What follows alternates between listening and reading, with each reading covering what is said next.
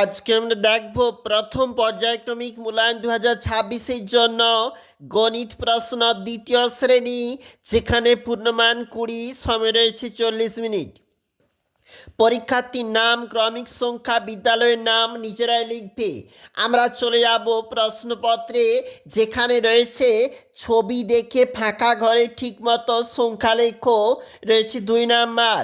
রয়েছে আমাদের যে চিহ্নগুলা ব্যবহার করা রয়েছে, এই চিহ্ন অনুযায়ী হবে 4, 5, 7, 8, 9। এখান থাকতে অর্থাৎ সংখ্যা নিয়ে তোমাকে কিন্তু পুট করতে হবে।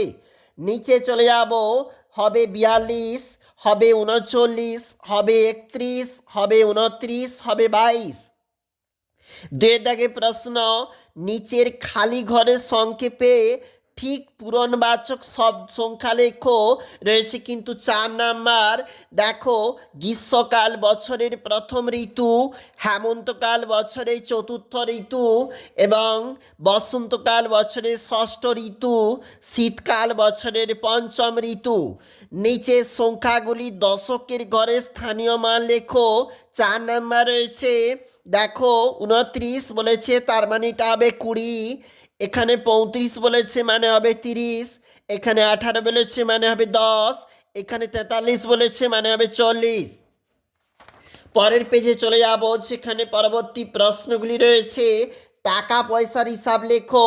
4 × 1 = 4, 7 টাকা 50 পয়সা এবং 2 টাকা 50 পয়সা। টাকাতে লিখলে কেমনটা হবে? তোমাকে কিন্তু ডান দিক বরাবর একটা একটা করে লিখতে হবে। 5 দাগে বলেছে যোগ ও বিয়োগ করো। 2 × 1 বলেছে 15, এখানে রয়েছে 11, তাহলে দুটা যোগ করে 26 এবং 7 থাকতে 2 বিয়োগ করে এখানে হবে 5। সমস্যাগুলি সমাধান করো। 2 × 2 = 4। পরিবেশ দিবসে গাছ লাগাবো। আমরা 23টি গাছ লাগিয়েছি। দিদিমণিরা 36টি গাছ লাগিয়েছেন। সবাই মিলে মোট কটি গাছ লাগিয়েছি? 23, অর্থাৎ যোগ 59, 23 যোগ 36, তাহলে যোগ করে আমাদের এখানে উত্তরটা হবে, যেখানে 59 উত্তর হবে। বাবা মিলিকে 6টি বেলুন দিল, তার থেকে 3টি বেলুন ফেটে গেল। এখন মিলির কাছে বেলুন 6 - 3 = 3টি।